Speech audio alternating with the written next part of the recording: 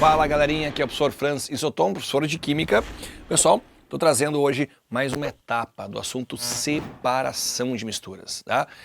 Para você poder entender bem esse assunto, ó, a bagagem tem que estar ali contigo, tá? Que bagagem, Francis?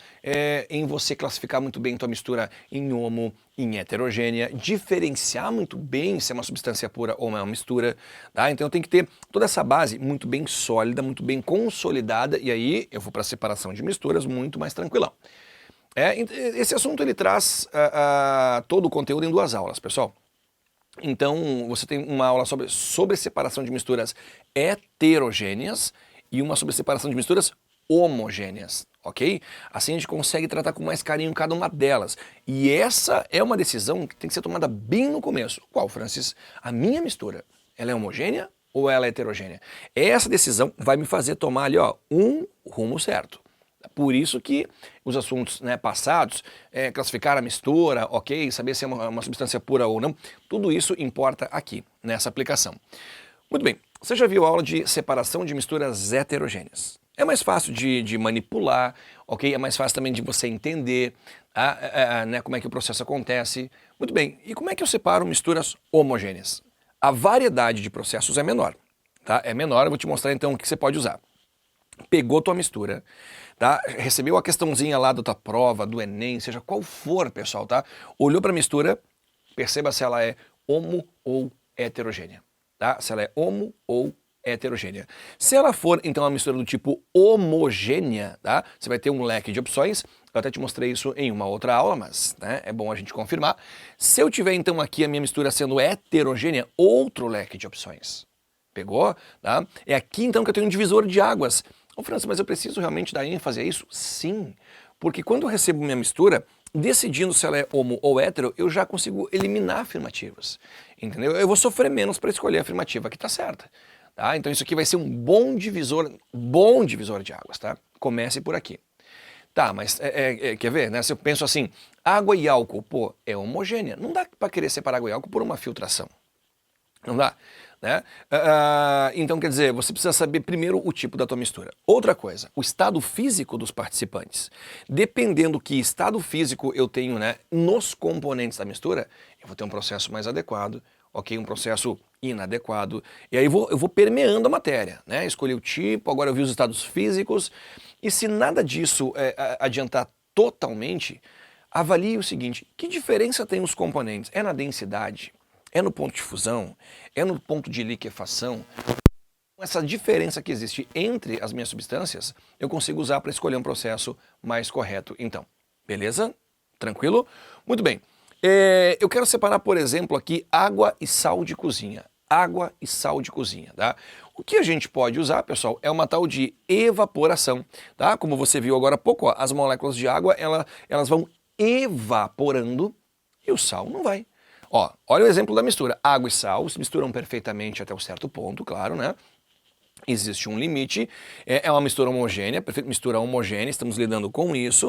Só que a água, ela é bem mais volátil que o sal. Né? O sal não evapora, beleza? A água evapora. Então pronto, ó, como acontece nessas quadras, né, que a gente observa em alguns estados, no Rio de Janeiro, na região dos lagos, né, muito no Rio Grande do Norte, a gente encontra salinas, né? E essas salinas, então aqui essas quadras, pessoal, tá?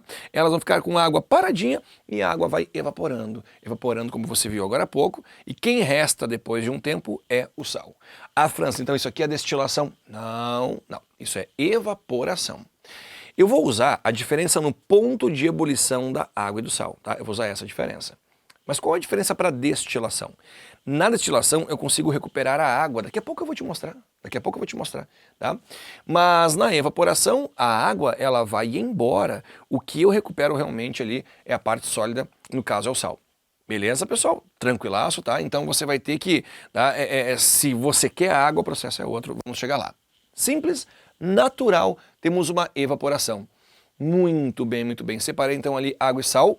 Quem eu recuperei foi apenas o sal, tá? E se eu quero os dois de volta? Se eu quero os dois de volta, eu faço uma destilação.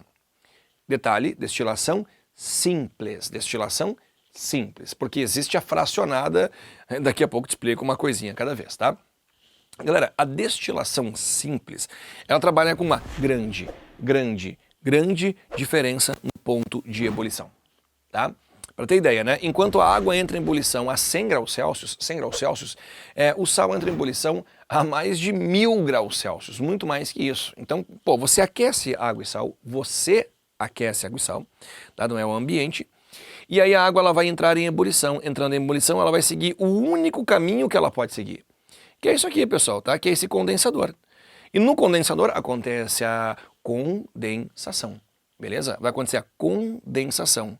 E ela, nesse caminho, volta para a forma líquida e pinga ali naquele balão de recolhimento, beleza? Tá? Então eu aqueci água e sal, a água então ela entrou em ebulição. Francis, e o sal não tem risco de querer ir junto? Não tem. Você controla o aquecimento, você controla a temperatura, tá? E aí a água ela vai, né, teoricamente sozinha lá para aquele lado, perfeito? Na prática, talvez uma partícula ou outra de sal, só que isso pra gente é desprezível. Galerinha, aqui no canto direito nós temos a famosa água destilada, tá? Água destilada, então é água pura. Passou por uma destilação. E pode ser a simples, voltando a falar, tá? Porque há uma grande diferença no ponto de ebulição, tá? Se a diferença for pequena, eu vou apelar para outro processo e eu já mostro qual que é, tá bom? Então pronto, ó, água e sal. Qual é a diferença para a evaporação? Aqui eu recupero a água e o sal se eu quiser. Na evaporação não, lá a água vai embora, eu perco ela de vista, beleza? Aqui você vai então recuperar a água e o sal. Pronto, essa água destilada que é muito usada em laboratórios, preparar medicamentos, tá? O consumo direto não é por aí, né? Aí você vai ter, na verdade, uma água isenta de íons, isso pode fazer falta, né? Eu posso ter problemas osmóticos no meu corpo, né? Equilíbrio iônico alterado, então não. Mas ela tem sim uma série de aplicações, beleza? Se você pensar a chuva, pessoal, a formação, né, e execução da chuva é um processo de destilação. O sol, então, ele aquece a água que evapora, mas chegando lá nas nuvens, essa água, então, ela vai condensar, perfeito? E vai precipitar, e vai chover. Então pronto, né? O ciclo da chuva, se você parar para analisar, é um exemplo de destilação simples. Pegou?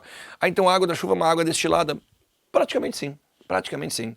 Vem com poeira, talvez, vem com alguma partícula, mas na teoria é uma água destilada. A minha pergunta é a seguinte: eu consigo separar água e álcool por aqui? E aí, é possível separar água e álcool por esse caminho aqui? Não é nada indicado, tá? Galera, não é. Sabe por quê? Porque o álcool entra em ebulição a 78 e a água a 100. Você está falando de 22 graus de diferença, cara, é muito pouco, 22 graus de diferença, tá? Então o que acontece? Na hora que você aquece, tá, o álcool ele vai entrar em ebulição e algumas moléculas de água falam assim, ó, pera aí que eu vou também. Não, aguenta aí que eu vou junto. Então as moléculas de água vão querer ir junto, algumas moléculas vão. E aí vem água e álcool para cá, ó. Você queria só o álcool, tá? Pega, vai lá, coloca nesse balão, destila de novo. O que vai acontecer? Você vai ter menos água na composição, mas vai água de novo, ok? Algumas moléculas vão se encaminhar junto com o álcool lá para aquele balãozinho. Então aí você destila uma, destila duas, destila três, tá? Aí se torna inviável, perfeito, tá? Para algumas situações sim, isso acontece, né? Um alambique, por exemplo, ele faz uma destilação, né, para obter a cachaça, mas ali é aceito um teor de álcool, ok? Específico com uma certa porcentagem de água. Você não quer álcool puro, né? Na cachaça, por exemplo, beleza? Bom, galera, então água e álcool não vai ser por esse caminho. Motivo, pequena diferença no ponto de ebulição. Então não é esse caminho. O caminho vai ser a destilação fracionada, que eu vou te mostrar daqui a pouco, tá? Eu vou te mostrar daqui a pouco destilação fracionada. Então, vamos lá, tá? Vamos fazer aqui uma organização. Se uma prova colocar assim, água e álcool são separados por destilação simples, pessoal, você não assinala, tá? Não assinala, a destilação simples, ó, tá provado, não é eficiente. Água e álcool podem ser separados por destilação. Se não especificarem, pessoal, destilação apenas, pode aceitar. Muitas questões já fizeram isso, tá?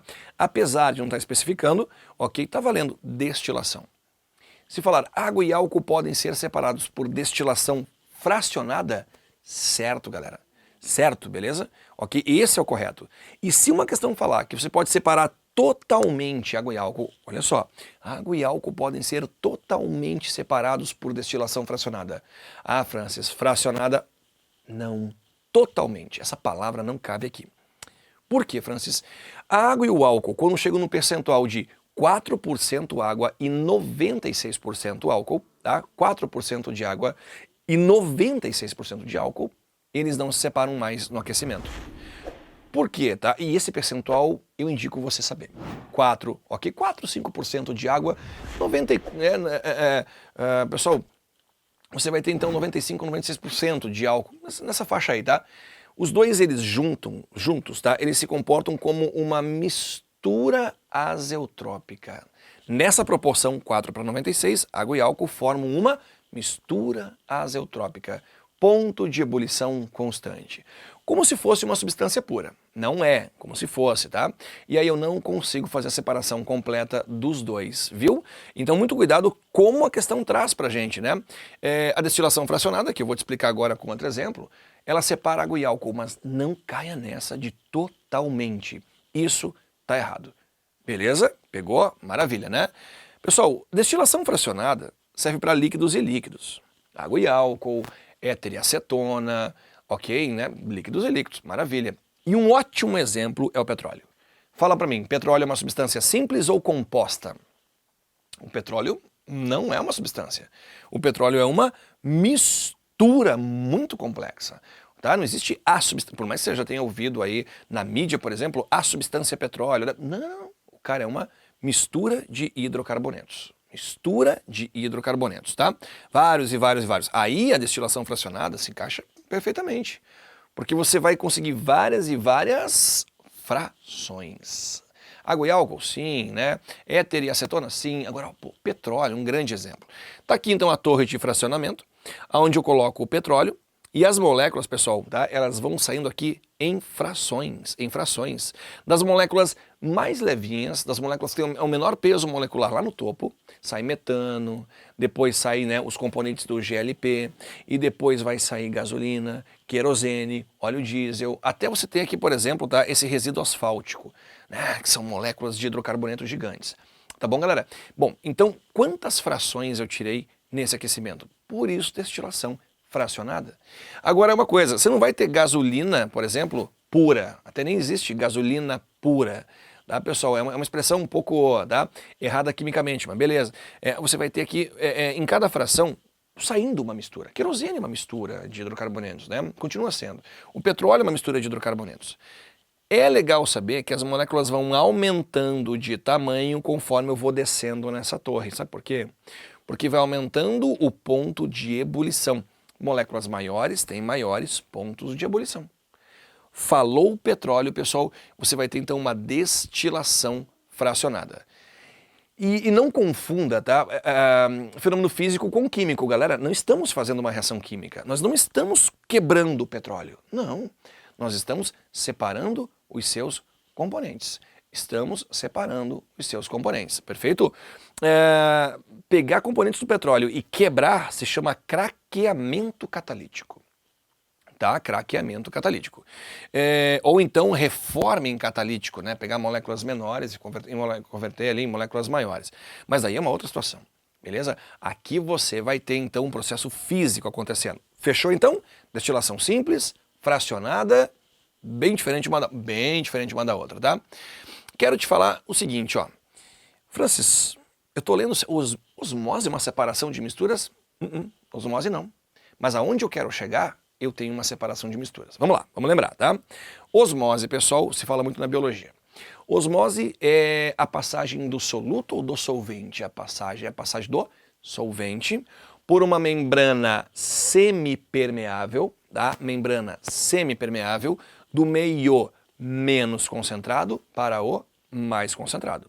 Do meio menos concentrado para o mais concentrado, certo? Até que a gente atinja um certo equilíbrio, galera. Ó, então é a passagem do solvente para uma solução, ok? Ou passagem do solvente para uma, né, de uma solução mais diluída para uma mais concentrada, com a ideia de você acabar com essa diferença de concentração. Vamos lá. Temos aqui então um recipiente, tá aqui a membrana. Francis, dá um exemplo de membrana semipermeável. Eu dou. Conhecem o papel celofane vendido aí em papelarias, enfim, que muitos usam para embalar aí presentes e tal. O celofane todo poroso ali, a membrana semipermeável. Então repare que naturalmente a água ela vem do meio mais diluído para o meio mais concentrado. Mais diluído para o mais concentrado, tá? E assim, pessoal, tá? O que acontece? Esse meio diluído começa a diminuir seu volume, aumentando sua concentração, e o mais concentrado começa a aumentar o seu volume, diminuindo a sua concentração. Daqui a pouco as concentrações, elas se igualam. Não os volumes, tá, galera? As concentrações. Você joga sal numa folha de alface, ela murcha. Tá? Por quê? Porque ela começa a perder água para tentar balancear, igualar as concentrações. Tá? E daí por diante. Francis, tem como parar a osmose? Parar a osmose? Tá? Tem como, entre aspas, parar a osmose. É só aplicar uma certa pressão.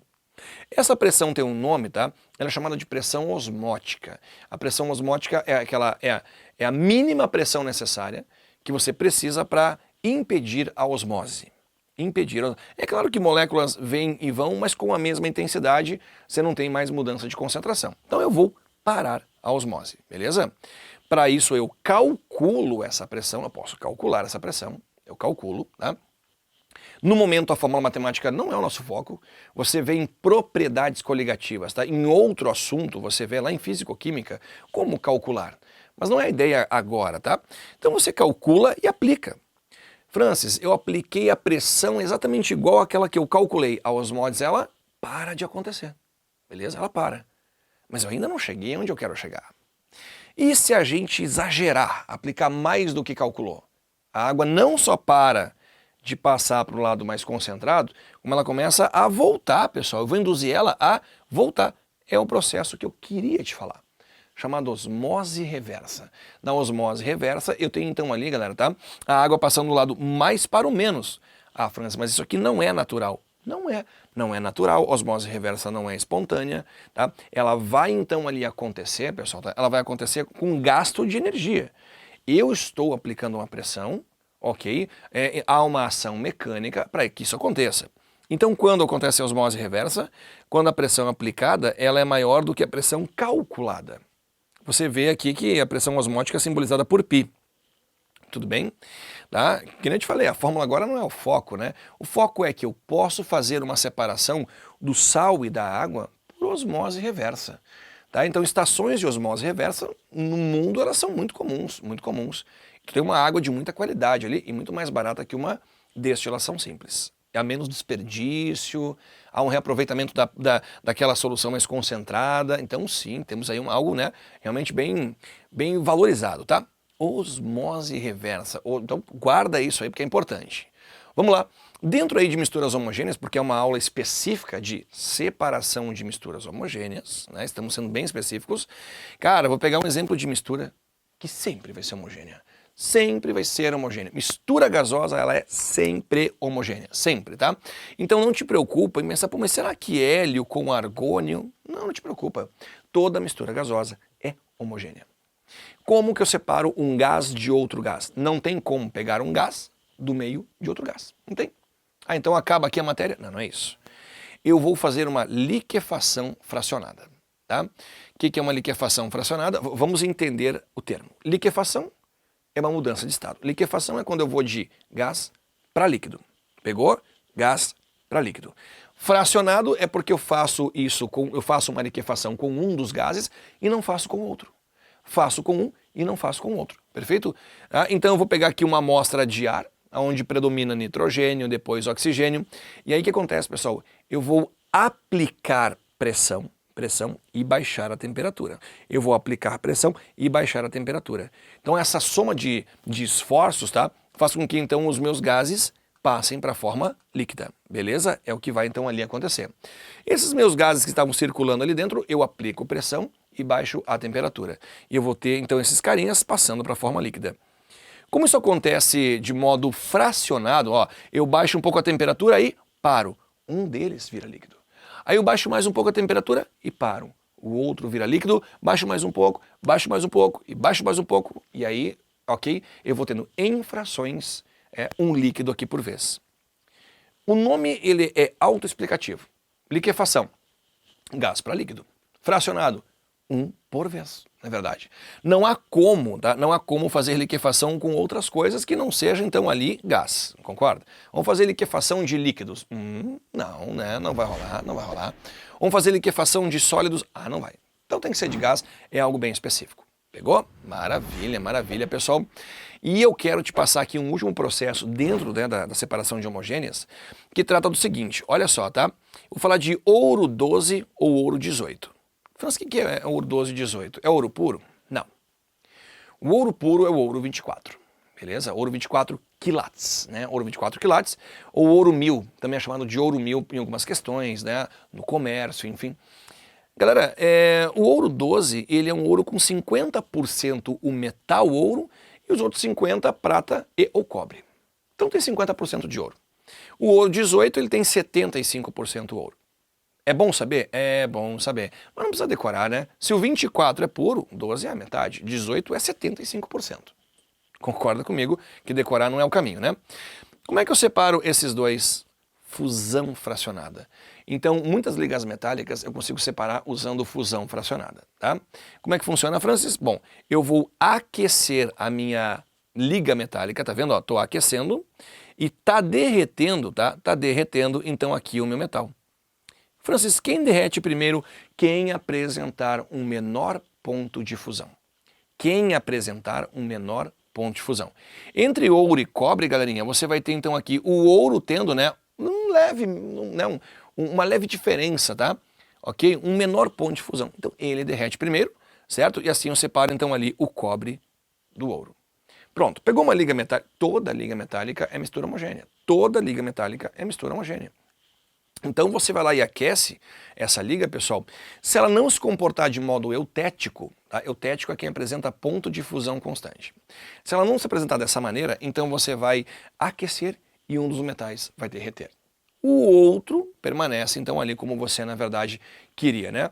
Olha como o nome também é autoexplicativo. Você fez a fusão de um, mas não fez a fusão do outro, tá? Fusão fracionada. Então liquefação fracionada, fusão fracionada, destilação fracionada, são termos que eles se explicam muito bem, né? Você consegue então dar conta legal ali, né, do que ele quer dizer, e não decorar. Decorar não é o caminho. Tem pessoas que gostam de ver uma aula mais visual. Mais visual. Eu gosto de ver, França, ali, ó, a animaçãozinha acontecendo, a figura, porque uma hora eu vou fechar meu olho e vou lembrar, tá? Mas também, né, eu tenho alunos, pessoal, que preferem o quê? Resumos. França, assim, ó, eu sou bom de memória. Eu gosto de pegar um quadrinho lá assim, ó, e detonar, e destruir. Tá? Bom, então, que tal a gente, né, agradar os dois lados? As animações que você viu agora há pouco, os slides, eles são bem visuais, né? Muito visuais, você não vai esquecer.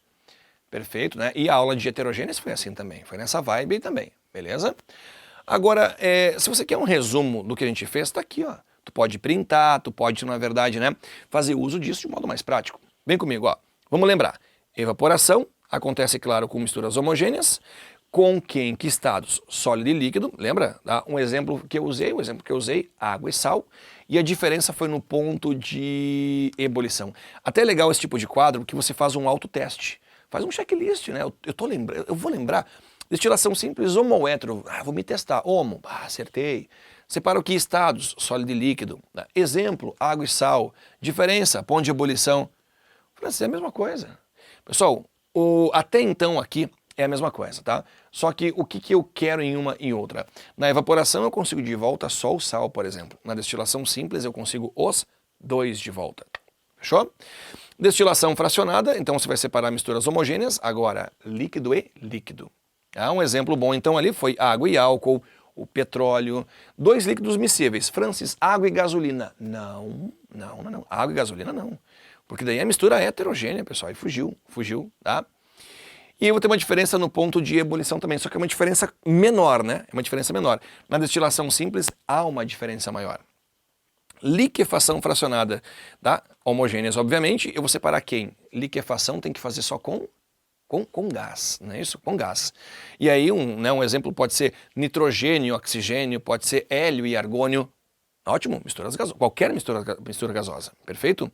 E há uma diferença no ponto, então, ali de liquefação, tá? Que é o mesmo valor do ponto de ebulição, só muda o sentido que vai acontecer.